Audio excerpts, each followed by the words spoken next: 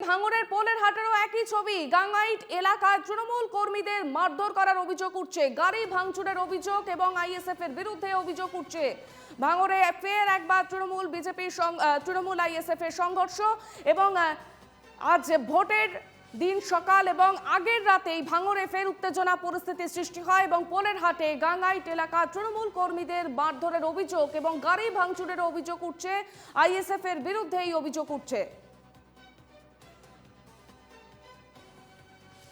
আমাদের সঙ্গে রয়েছেন প্রতিনিধি আলমগীর মোল্লা। আলমগীরের কাছে আবারও ফিরবো। আলমগীর, ভাঙড়ে একাধিক জায়গায় উত্তপ্ত পরিস্থিতি, তৃণমূল কর্মীর মাথা ফাটছে, কোথাও গাড়ি ভাঙচুর করার অভিযোগ উঠছে।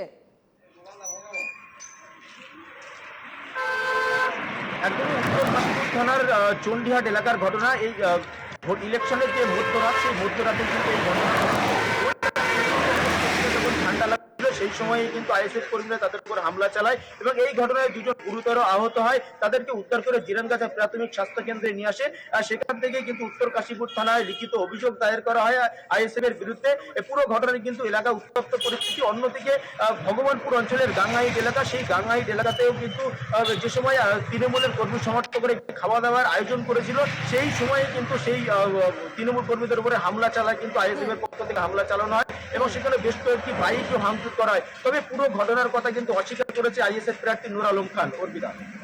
একেবারেই আলমগীর, সকাল থেকেই এই পরিস্থিতি, এখনো পর্যন্ত সময় বাকি রয়েছে এবং পোলের হাটে যে ছবি আমরা দেখতে পাচ্ছি, যে ভোটের দিন আগে রাতেই তৃণমূল কর্মীদের মারধর করা হয়েছে এবং সেখান থেকে গাড়ি ভাঙচুরের অভিযোগ উঠছে আইএসএফ এর বিরুদ্ধে।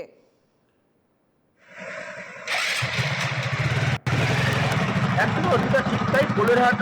পোলেরহাট সহ গাঙ্গাইট এলাকা এবং গাঙ্গাইটের পাশাপাশি চণ্ডীহাট এলাকা একই পরিস্থিতি কিন্তু এই মধ্যরাতে হয়েছিল। এবং এর পাশাপাশি তোমাকে আরো একটি খবর জানিয়ে রাখি, আইএসএফ প্রার্থী নূর আলম খান, সেই নূর আলম খানের গাড়িও কিন্তু ভাঙচুর করা হয়েছিল ভাঙড় 1 নম্বর ব্লকের অন্তর্গত নলমুড়ি এলাকা। সেই নলমুড়ি এলাকায় যখন রানীগাছি এলাকাতে আইএসএফ তৃণমূলের মধ্যে সংঘর্ষ হয়েছিল, সেই খবর পেয়ে কিন্তু এই ভাঙড়ে আসছিলেন যাদবপুর লোকসভা কেন্দ্রের আইএসএফ প্রার্থী নূর আলম খান এবং সেই ভাঙড়ে আসার সঙ্গে সঙ্গেই কিন্তু তার গাড়ি ধাওয়া করে তার গাড়িতে আক্রমণ করা হয়। তবে পুলিশকে একাধিকবার ফোন করলে পুলিশ কোনো ফোন রিসিভ করেনি। অবশ্যই সেই ভাঙা গাড়ি নিয়ে কিন্তু ভাঙড় থানায় সরাসরি চলে আসেন সেই আইএসএফ প্রার্থী এবং ভাঙড় থানায় লিখিত অভিযোগ দায়ের করেন সেই প্রার্থী। একেবারে পুরো ঘটনা মধ্যরাতে কিন্তু গোটা ভাঙড়ে উত্তপ্ত পরিস্থিতির সৃষ্টি হয়েছিল।